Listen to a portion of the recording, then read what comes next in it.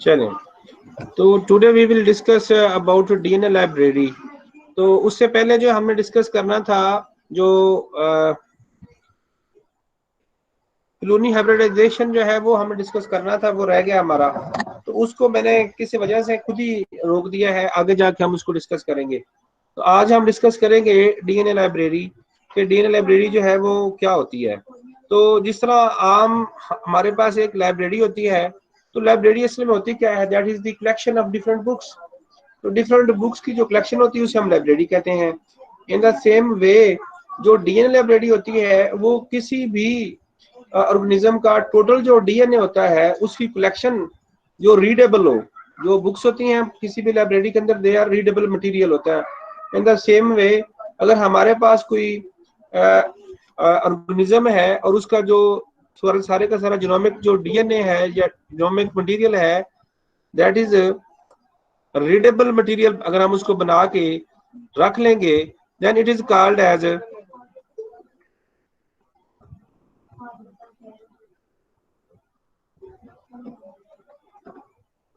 तो इसको हम कहते हैं डीएनए लाइब्रेरी। तो DNA library is like books. तो बुक्स की जगह पे यहाँ पे डीएनए के डिफरेंट फ्रेगमेंट्स होते हैं जिनको हम स्टोर कर लेते हैं इन डिफरेंट, जिस तरह वहां पे हम डिफरेंट कंपार्टमेंट्स में करते हैं, साइंस की साइंस वाले कंपार्टमेंट में, आर्ट्स की आर्ट्स वाले कंपार्टमेंट्स में।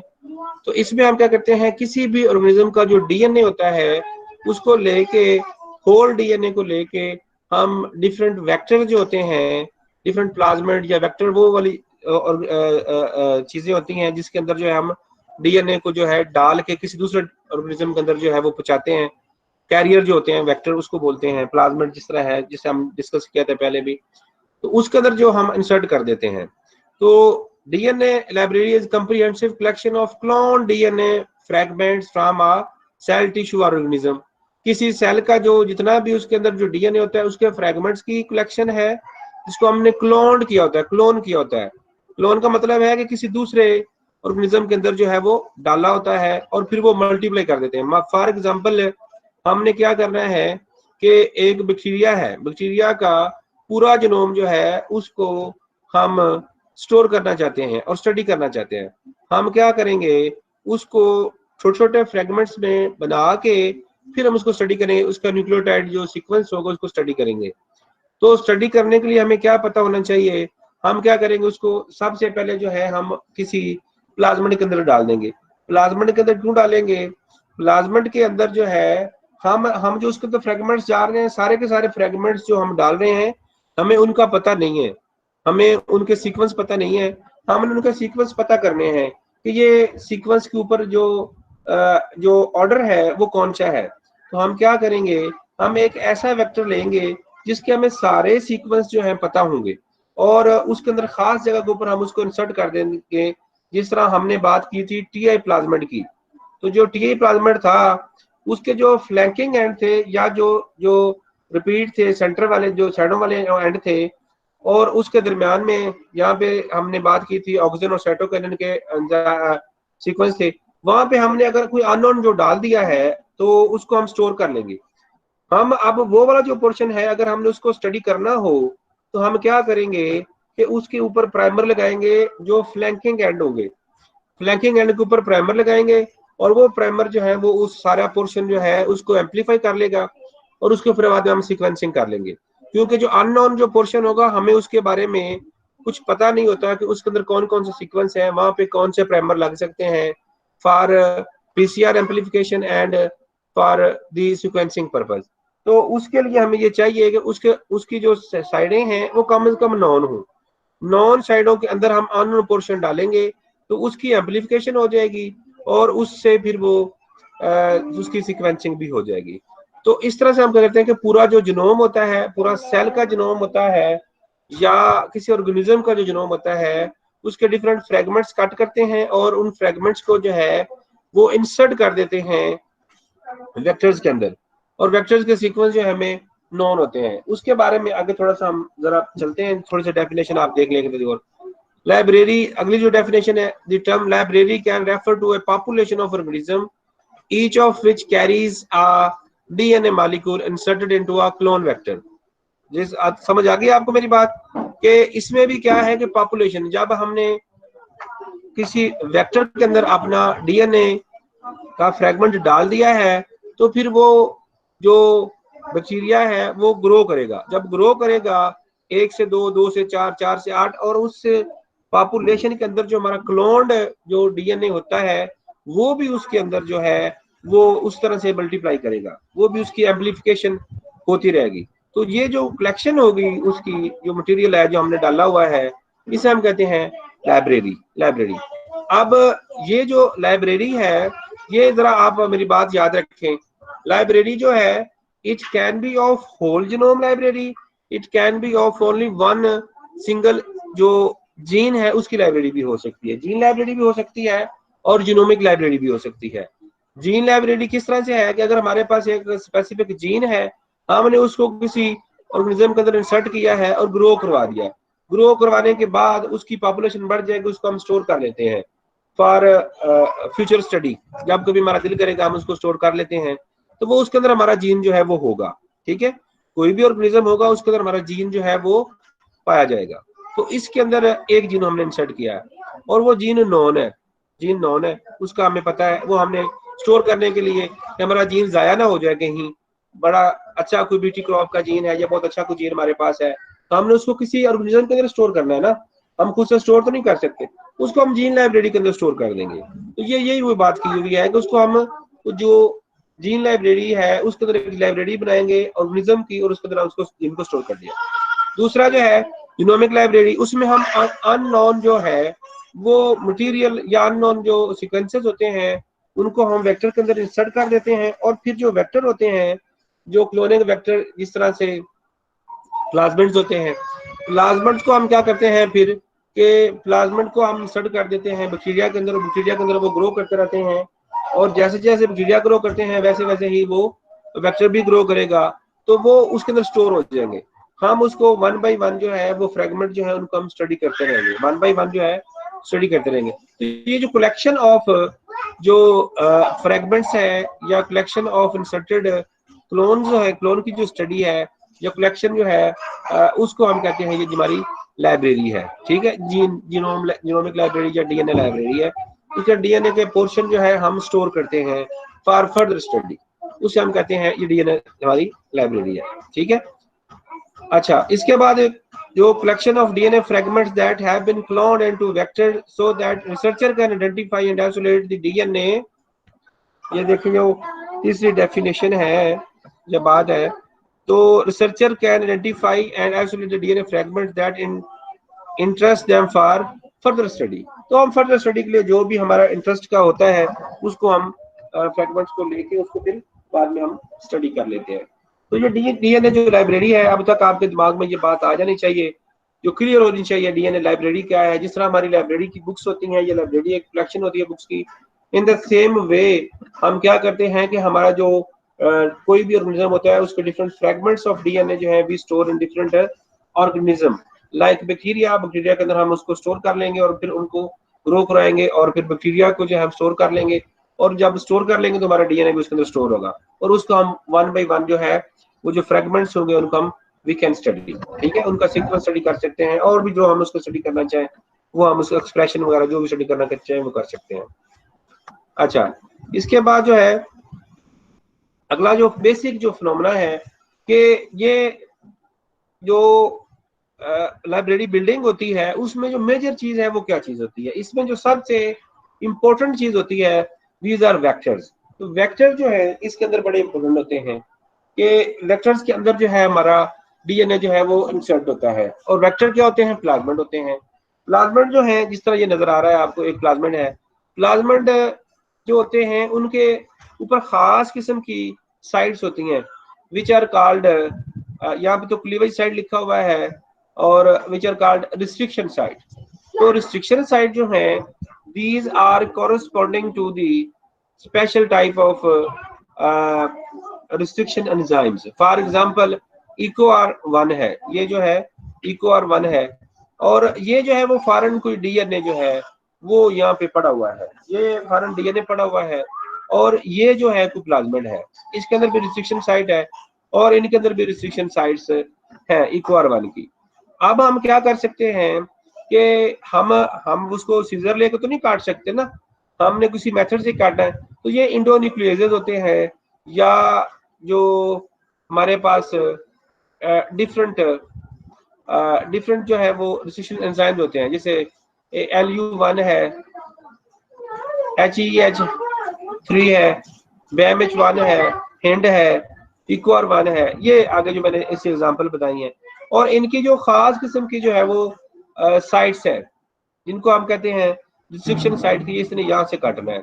ठीक है, अब जिस तरह ये BMH1 है और ये जो LUH1 है या AH1 जो 3 है, इसमें अगर आप देखें तो यहाँ पे ये ब्लंट एंड है, यहाँ पे ये काटेगा तो बिल्कुल इस तरह से कट जाएगा, बिल्कुल दोनों एक दूसरे सेपरेट हो जाएंगे।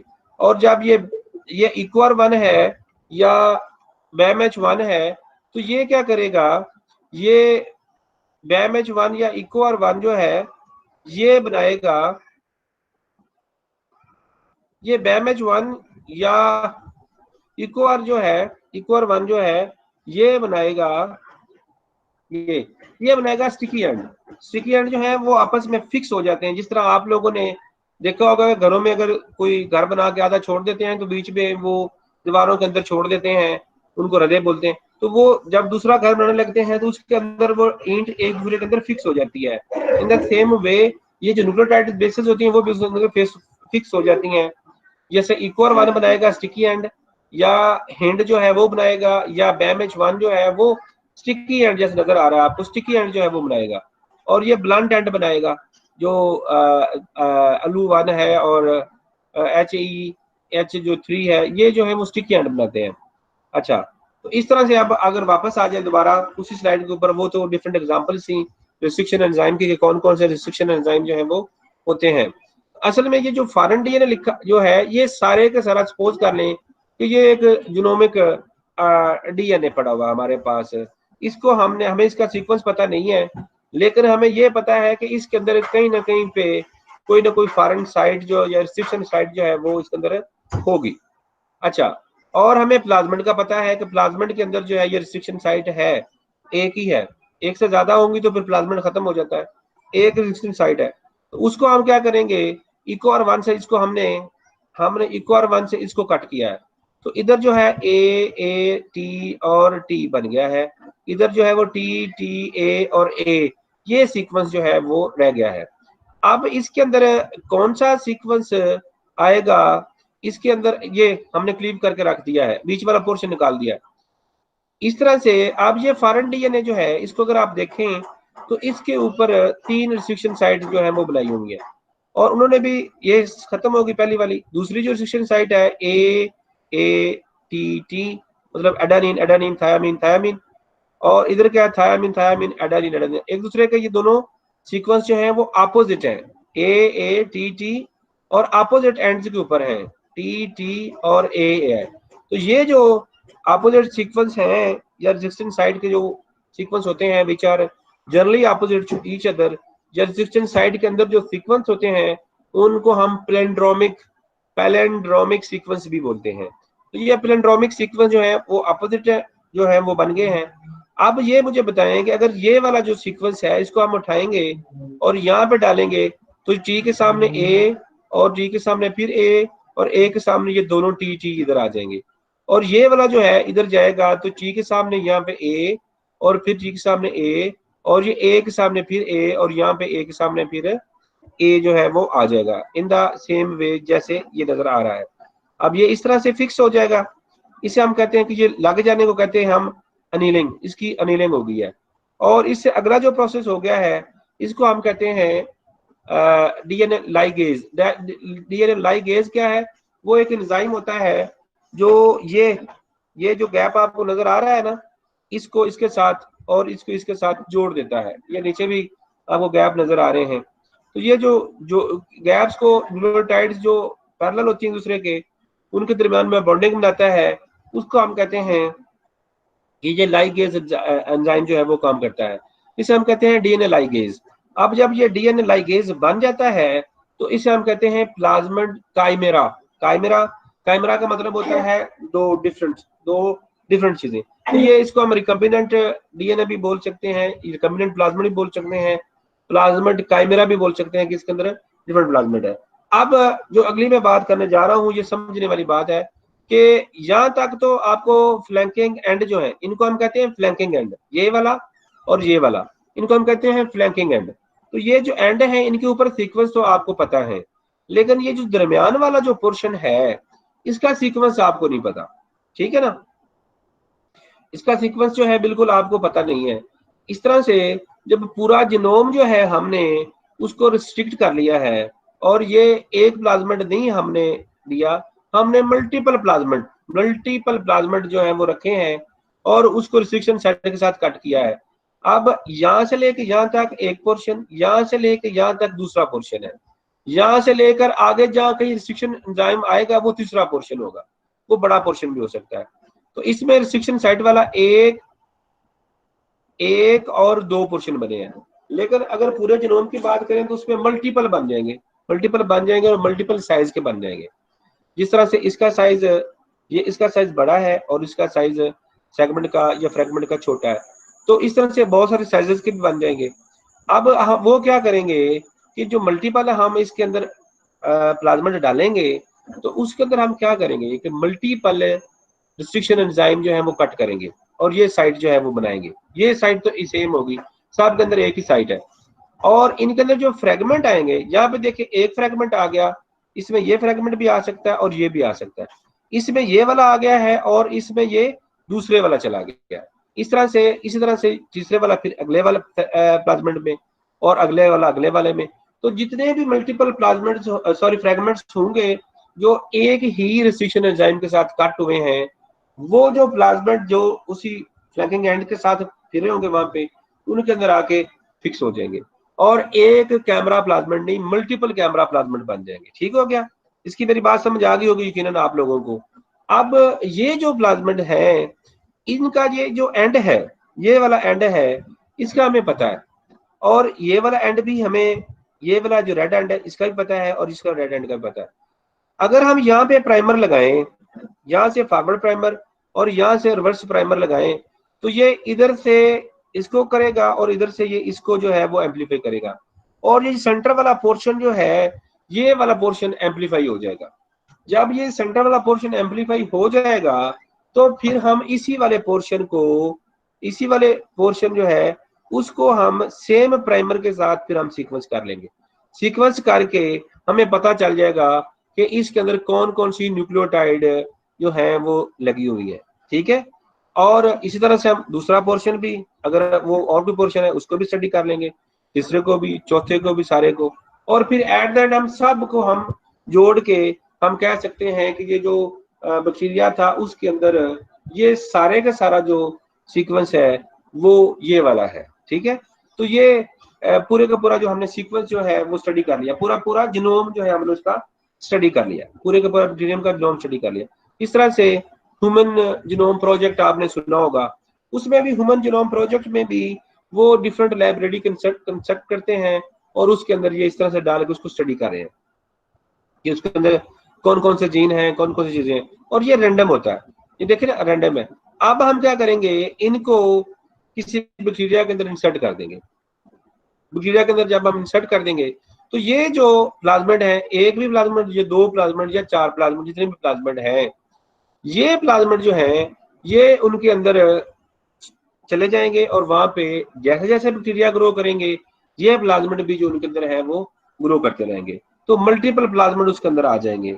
ठीक है, ये हमने किसके थ्रू हेल्प ली है, हमने EcoR1 जो है उसके थ्रू जो है हमने जीनोम को कट किया है, उसको हमने स्टडी करना है, उसको स्टोर कर लिया। उसके जितने भी पोर्शन बने हैं, जरूरी नहीं है बहुत सारा जीनोम ऐसा हो जो स्टडी जो EcoR1 से वो कट ना हुआ हो, वो रह गया हो।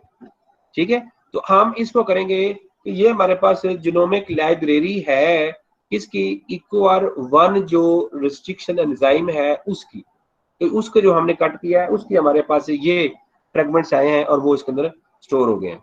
और फिर वो हम ये प्लाज्मिड जो है वो डाल देंगे बैक्टीरिया के अंदर और बैक्टीरिया को ग्रो कराते रहेंगे, और बैक्टीरिया के अंदर हमारे ये जितनी भी EcoR1 की रिस्ट्रिक्शन एंजाइम से जो बनी हुए फ्रेगमेंट्स वाली लाइब्रेरी है वो फिर उन वन जो जो बैक्टीरिया की पॉपुलेशन है, फॉर एग्जांपल हम इकोलाई के अंदर डाल देते हैं, तो वो सारी के सारी उसके अंदर फिर स्टोर हो जाएगी, फिर वहां से हम उसको निकालते रहेंगे। इतनी बात मेरा ख्याल है आप लोगों को समझ जो है वो आगे होगी। आगे चलते हैं फिर इससे हम कि जिस इस अब हम एक और भी बात में करना पता चलता हूँ। अब ये तो मैंने बताई इको और वन से, अगर हम बैम एच से करेंगे तो बैम एच से बहुत सारी और साइट होंगी, बैम एच से जीनोम के अंदर बहुत सारी और साइट होंगी, फिर वो और साइट्स जो है वो कट करेगा, और एंजाइम का प्लाज्मिड के अंदर भी वो और साइट जो है इंसर्ट करेगा, और वो फिर जो है बैम एच की बैक्टीरिया की किसी भी एक स्पीशी की वो हमारे पास एक लाइब्रेरी होगी, फिर उसको भी हम जीनोम जो है वो स्टडी कर सकते हैं इजीली निकाल के वहां से। ठीक है, अब आगे चलते हैं हम, और इसकी जो ये भी एक मैंने आर्टिफिशियल जो वेक्टर है प्लाज्मिड जो है वो जो बना हुआ है, और ORI जो है वो रीजन ऑफ एप्लीकेशन है, ये एम्पलीफिकेशन साइट्स है, डिफरेंट साइट्स है, ये जो है ये उनके ऊपर डिफरेंट साइट्स बताई हुई है, इक्वार 1 की है, हिंट 3 की, इक्वार 4 की है, ये बैम H1 की, ये डिफरेंट साइट्स जो है वो बनाई हुई है। तो यहाँ पे हम क्या कर सकते हैं कि यहाँ से अगर इसको कट कर लें और यहाँ से इसके साथ कट कर लें, हम इस तरह से भी नहीं करते, हम एक एंजाइम के साथ अगर हम कट करें यहाँ से लेके यहाँ तक, एक बड़ा बड़ा फ्रेगमेंट जो है वो इसके अंदर हम वो इंसर्ट कर सकते हैं, एक बड़ा फ्रेगमेंट एक बड़ा फ्रेगमेंट जो है वो इंसर्ट कर सकते हैं हम इसके अंदर।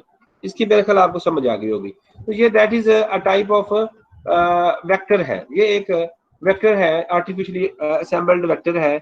इसके सारे सीक्वेंस भी पता है कि कहाँ कहाँ कौन कौन सा सीक्वेंस यहाँ पे होते हैं। तो इसके अंदर हम डाल के किसी भी बैक्टीरिया के अंदर डाल के हम उसको स्टोर कर लेंगे, किसी भी जो DNA है उसको हम स्टोर कर लेंगे।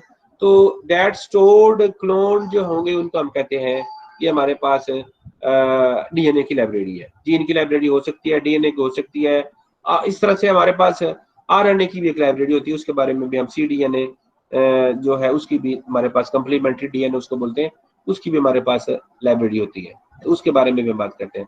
अच्छा, आगे जो है टाइप्स ऑफ लाइब्रेरी, तो ये दो मेजर उसकी टाइप्स ऑफ लाइब्रेरी है। एक है genomic library made from genomic DNA, जैसे मैंने आपको डिटेल में बताया कि जीनोमिक DNA में हम क्या करते हैं लाइब्रेरी में, क्या हम DNA जो किसी भी पोर्शन, जैसे पूरा का पूरा जो DNA होता है उसे हम जीनोम कहते हैं, किसी भी ऑर्गेनिज्म का पूरा जो DNA होता है उसे हम जीनोम कहते हैं। तो वो पूरा का पूरा जीनोम जो है उसको हम कट करके हम क्या करते हैं, हम किसी बैक्टीरिया के अंदर जो है उसको इंसर्ट कर देते हैं, जैसे हमने पीछे डिटेल में हमने डिस्कशन की है।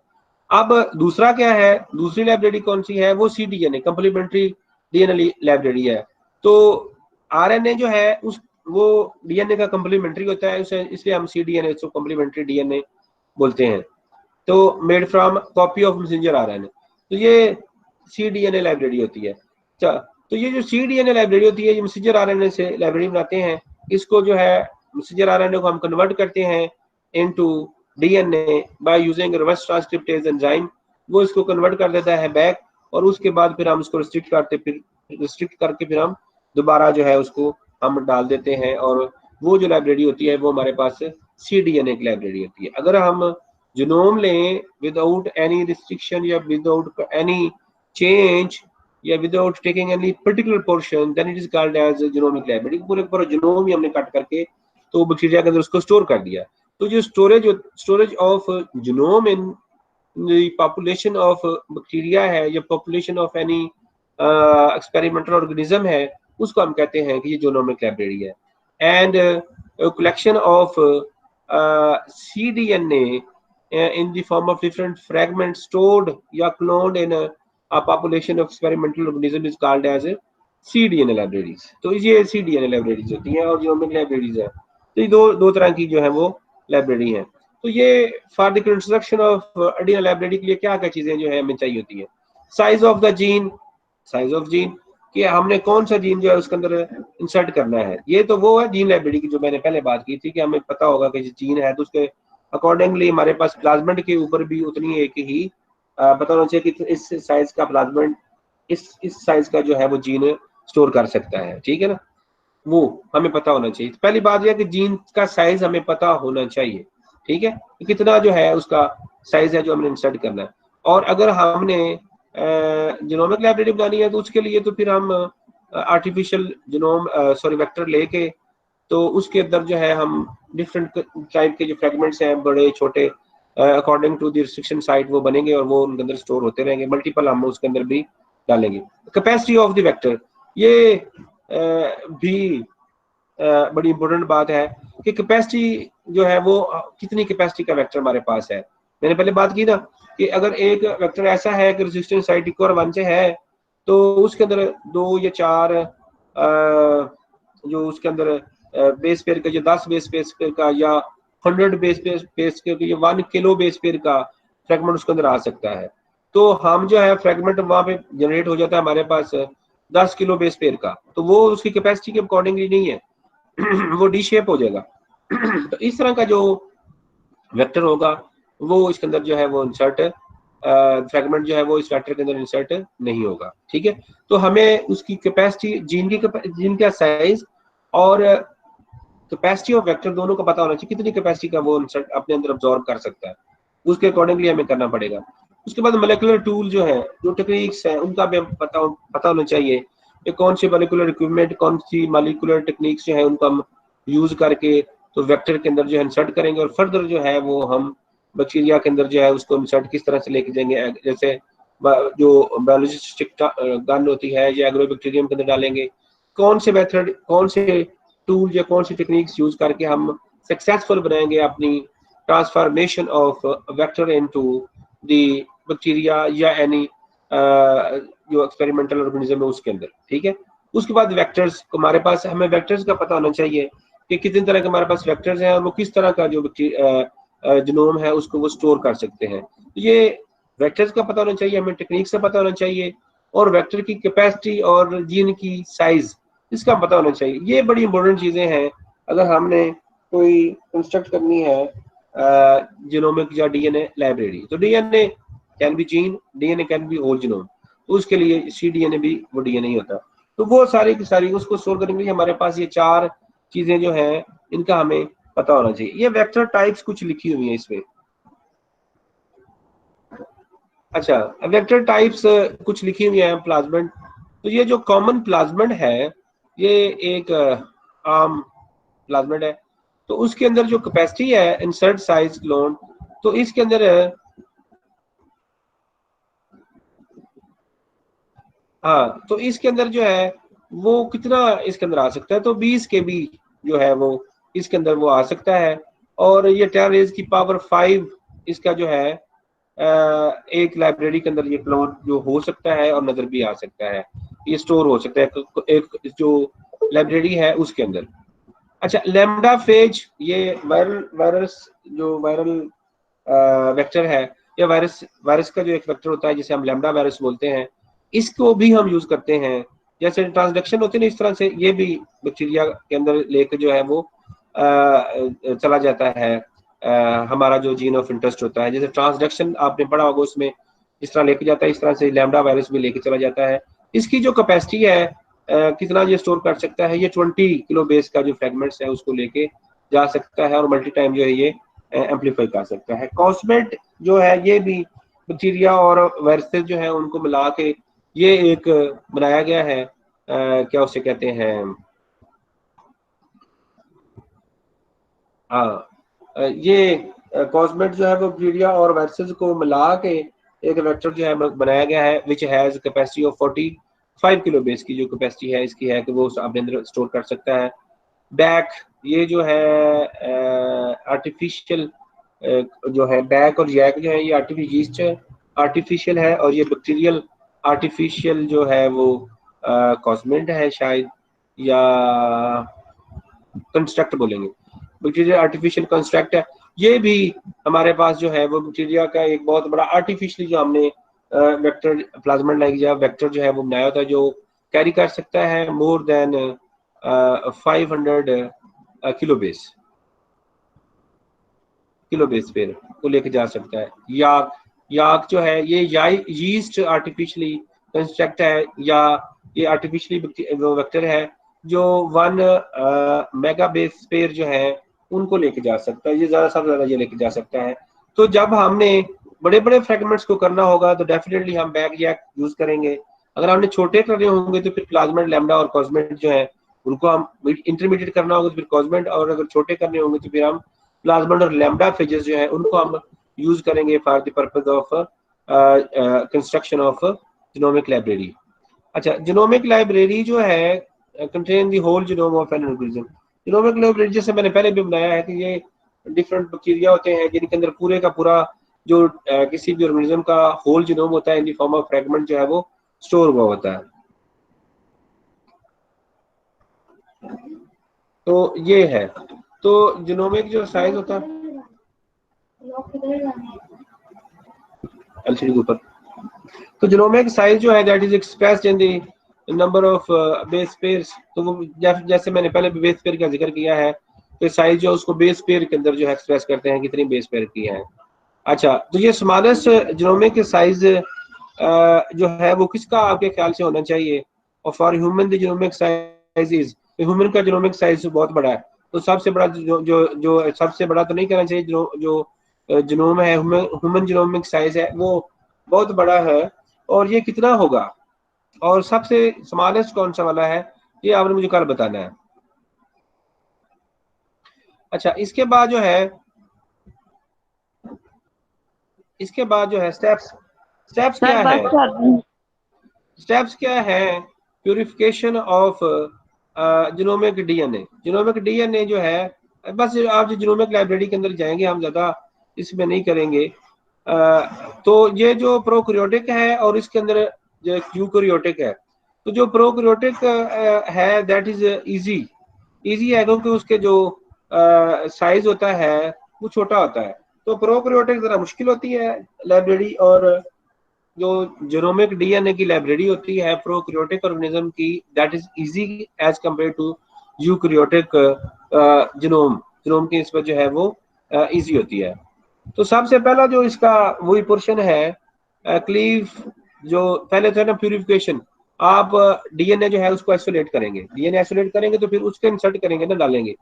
तो उसके जो cleaving the genomic into the smaller fragments substitution in nucleosides, ये हमने बात की। तो हम इससे क्या करते हैं कि partial digestion is used to get the longer DNA sequences. तो ये हम क्या करते हैं कि जो डीएनए हमारे पास, हम पहले आइसोलेशन ऑफ डीएनए कर, जिस तरह आपने किया हुआ है आइसोलेशन ऑफ डीएनए करते हैं, फिर उसके जो पोर्शन होते हैं उनको हम रिस्ट्रिक्शन एंजाइम के साथ कट करते हैं। कट करके डिफरेंट फ्रेगमेंट्स, डिफरेंट लेंथ के फ्रेगमेंट जो है वो बनाते हैं। और उसके बाद क्या करते हैं, incorporation of these fragments into the suitable vector. तो फिर हम सूटेबल वेक्टर लेके, जिस तरह मैंने बताया पहले, प्लाज्मिड भी है, याक भी है, बैक भी है, तो ये सारे के सारे वेक्टर जो हैं उनके अंदर फिर हम क्या करते हैं, अपना जो डीएनए है, डीएनए जो जीनोमिक डीएनए हमने लिया हुआ है उसको फिर हम इंसर्ट करते हैं। वो सारी डिटेल मैंने बताई है आपको पहले बता के।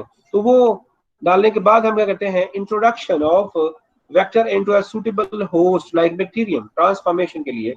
तो ये इंपॉर्टेंट बात अगेन होगी है कि ये जो चौथा स्टेप है जो मैंने पहले भी आपको बताया था कि पहले स्टेप पे तो डीएनए आइसोलेट किया है, दूसरे पे उसको हमने रिस्ट्रिक्शन एंजाइम के साथ डाइजेस्ट किया है जीनोम को, तीसरे में हमने जो वेक्टर है उसके अंदर डाला है, और चौथे में हमने क्या किया है कि वेक्टर जो काइमेरा प्लाज्मिड कैमरा बन गया है, काइमेरा जो बना है उसको हमने इंट्रोड्यूस कर दिया है इनटू द एक्सपेरिमेंटल जो हमारे पास ऑर्गेनिज्म होगा। तो वो जनरली बैक्टीरियम जिनमें प्लाज्मिड को हमने ट्रांसफॉर्म कर दिया है या ट्रांसफर कर दिया है, और ये जो बैक्टीरियम है दैट इज कॉल्ड ट्रांसफॉर्म, क्योंकि इसके अंदर आप अपने डीएनए के अलावा और भी डीएनए आ गए हैं। अच्छा, अब अगली बात, ये अगला स्टेप है उसका, अगली क्या है, मल्टीप्लीकेशन। मल्टीप्लीकेशन उसकी है कि वो जो है अब मल्टीप्लाई करना जो है वो शुरू कर दिया उसने। किसने? भला जो बैक्टीरिया है, डेफिनेटली वो 1 से 2, 2 से 4, 4 से 6 वो बनता जाएगा और उसके बाद डीएनए जो स्टोर होता जाएगा। अच्छा, उसके बाद जो है ये देखें, उसके बाद जो है हमने स्क्रीनिंग करनी है। ठीक है, अगले स्टेप, ये पॉपुलेशन उसकी बढ़ गई है क्लूनी के अंदर, वो डिफरेंट बैक्टीरियम और उसके अंदर हमारे प्लाज्मिड जो हमने इंसर्ट किए हैं, colony of cell each contain copies of the same recombinant plasmid. तो ये अब क्लूनी पूरी की पूरी के अंदर सेम टाइप का जो है वो डीएनए जो है वो इसके अंदर पाया जा रहा है। ठीक है, तो ये इसके अंदर वो हमारा जीन ऑफ इंटरेस्ट जो है, या जो फ्रेगमेंट ऑफ अवर इंटरेस्ट है वो इसके अंदर अब है। ठीक है, आप अगले स्टेप पे हमने क्या करना है, इसको हमने आइडेंटिफाई करना है, स्क्रीनिंग करनी है। कि हमारा जो फ्रेगमेंट है वो उसके अंदर है भी कि नहीं है। ठीक है, तो उसके लिए फिर हमने रिपोर्टर जीन, अगर तो हम जीन डाल रहे हैं, ये जरा बात जरा समझ लें, अगर तो हम एक जीन डाल रहे हैं उसके अंदर हम रिपोर्टर जीन भी डालेंगे। समझ आ गई आपको? रिपोर्टर जीन जब डालेंगे तो उससे हमें पता चल जाएगा कि किस तरह से हमारा उसके अंदर है कि नहीं है। या हम दूसरा क्या करेंगे, स्क्रीनिंग का एक मेथड रिपोर्टर जीन वाला है और दूसरा जो है हाइब्रिडाइजेशन वाला। दूसरा हाइब्रिडाइजेशन से हम पता कर लेंगे, उसको आइसोलेट करेंगे प्लाज्मिड को, और प्लाज्मिड को रिस्ट्रिक्ट करेंगे, और उसके अंदर हम हाइब्रिडाइजेशन जैसे हमने पहले मेथड यूज किया था उसको हम करेंगे। उससे हमें पता चल जाएगा कि इसके अंदर हमारा जीन ऑफ इंटरेस्ट है या नहीं है।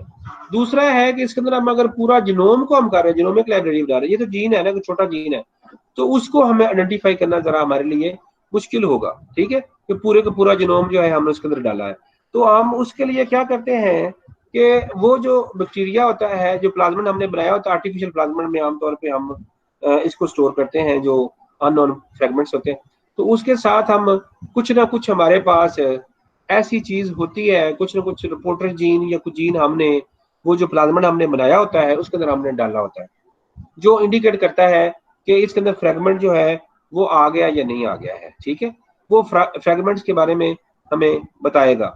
तो दो तरह से हम मेथड कर सकते हैं कि अगर जीन है तो फिर उसके लिए तो हम उसके लिए हम स्क्रीनिंग कर सकते हैं, और इसके लिए भी स्क्रीनिंग जो है वो इस तरह से हम हाइब्रिडाइजेशन, न्यूक्लियर हाइब्रिडाइजेशन भी कर सकते हैं, और उसके अंदर हमने जीन वाले में मैंने बोला है कि सिंपल स्क्रीनिंग कर सकते हैं बाय हाइब्रिडाइजेशन या रिपोर्टर जीन के थ्रू। और इसके अंदर जो है हम कोई ना कोई जो जीनोमिक लाइब्रेरी वाला जो सिस्टम जिसके अंदर अननोन फ्रेगमेंट्स होंगे, इनके अंदर जो है हम किस तरह से हम कर सकते हैं, हम इनके अंदर कोई ना कोई जो रिपोर्टर जीन है उसको इंसर्ट कर देंगे which will indicate about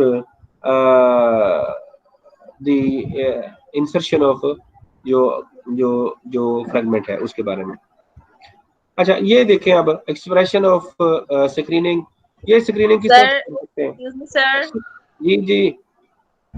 sir time बहुत हो रहा है, बच्चे मरने वाले हो रहे हैं, तो एक मिनट होल्ड करें, खत्म हो बाकी रहा कितना है, रहे?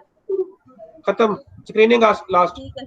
अच्छा, ओके सर, तो ओके। इसमें जो है जो स्क्रीनिंग है वो मैंने बताया पहले भी, चेक करने के लिए कि कितना उसके अंदर हमारा जीन ऑफ इंटरेस्ट उसके अंदर इंसर्ट हुआ है कि नहीं हुआ है। तो उसको हम चेक करने के लिए लाइब्रेरी के अंदर हम उसका एक्सप्रेशन, अगर वो जीन है तो उसका हम एक्सप्रेशन, उसकी प्रोटीन बन जाएगी, कलर प्रोटीन बन जाएगी या कोई वैसी प्रोटीन बन जाएगी, तो प्रोटीन को आइसोलेट कर लेंगे, हम पता चल जाएगा हमारा जो जीन है वो उसके अंदर इंसर्ट हो गया। ठीक है, दूसरा उसके अंदर एक जो है हमने, एक तो रिपोर्टर जीन था और दूसरा मालिकुलर जो मार्कर वाला, जो मार्कर जीन के वाले से मैंने बात की थी कि उसके एंटीबायोटिक रेजिस्टेंट जीन जो है वो डाला होता है और एंटीबायोटिक डाल देते उससे पता चल जाता है। तीसरा इसके अंदर जो है हाइब्रिडाइजेशन, हाइब्रिडाइजेशन टेक्निक जो है, इसमें न्यूक्लियर हाइब्रिडाइजेशन से हमें पता चल जाता है, हम प्रोब जो डेवलप करते हैं ये उससे थ्रू हमें पता चल सकता है कि इधर हमारा डीएनए उसके अंदर है या नहीं है। थर्ड जो मेथड है दैट इज वेरी इंपॉर्टेंट और that is new for you all, कि पीसीआर जो टेक्निक है इससे हम यूज करके पता कर सकते हैं हमारा जो जीन ऑफ इंटरेस्ट है वो उसके अंदर है या नहीं है, फ्रेगमेंट अननोन फ्रेगमेंट उसके अंदर है कि नहीं है। वो मैंने जो फ्लैंकिंग एंड्स की बात की थी, तो फ्लैंकिंग एंड के ऊपर जो है हम अपने प्राइमर डिजाइन करते हैं, और वो प्राइमर जो है वो आगे जो भी होता है उसको जो अननोन सीक्वेंस होता है उसको भी फिर वो एम्पलीफाई कर देता है। अगर वो एम्पलीफाई हो जाए तो उसका साइज डेफिनेटली डिफरेंट होगा जो नॉन साइज होगा प्लाज्मिड का। अगर प्लाज्मिड के अंदर, प्लाज्मिड सपोज करें 2 kb का है, प्लाज्मिड 2 kb का है, और उसके उसके अंदर हमने उसको पीसीआर किया है, अब वो जो प्लाज्मिड है उसका साइज जो है वो 3 kb का हो गया है। तो इससे क्या इंडिकेट हो रहा है कि 1 kb का उसके अंदर एक इंसर्ट आ गया है, क्या कोई एक दूसरा जो है वो उसके अंदर एंटर हो गया है। इससे हमें क्या पता चला कि इसके अंदर कुछ ना कुछ हमारा, क्योंकि इससे हमें सीक्वेंस नहीं पता चलेगा, इससे खाली एम्पलीफिकेशन होती है, तो इससे हमें ये पता चलता है कि इसके अंदर हमारा जीन ऑफ इंटरेस्ट या कोई दूसरा जो फ्रेगमेंट, हम वो भी हमारा जीन ऑफ इंटरेस्ट ही होता है या फ्रेगमेंट ऑफ इंटरेस्ट होता है जो हम इंसर्ट करना चाह रहे हैं, इसके अंदर हमारा कोई ना कोई फ्रेगमेंट ऑफ इंटरेस्ट जो है वो इसके अंदर आ गया है। तो ये है very simplest form of DNA library.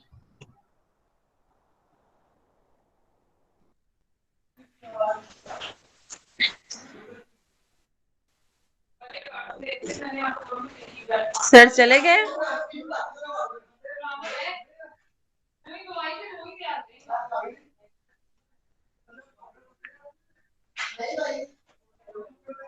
यार ये नूर सर तो आवाज नहीं आ रही। यार ये सिंपलेस्ट फॉर्म थी, इतना मुश्किल लेक्चर था आज का, हाँ बिल्कुल। बहुत पहले ज्यादा कौन सा इजी मुश्किल। और अच्छा जी, पहले कौन अब सा इजी होते हैं? आप मुझे बताएं कि आप बस नूर क्या यार, क्वेश्चन मुझे पूछे। हम लोग जब डेली क्लास लेते थे तब इतना ज्यादा नहीं पढ़ा हम लोगों ने, जितना सर सर ने एक घर। तो ये लेक्चर बहुत मुश्किल था, बहुत ही ज्यादा मुश्किल। आप कह रहे हैं ये सिंपलेस्ट फॉर्म है, और दूसरा आज आपने बहुत ज्यादा पढ़ा दिया है, इसको तो समझने में बहुत टाइम लगता है। सिलेबस बहुत ज्यादा हो गया और बहुत टफ। सर जब हम क्लास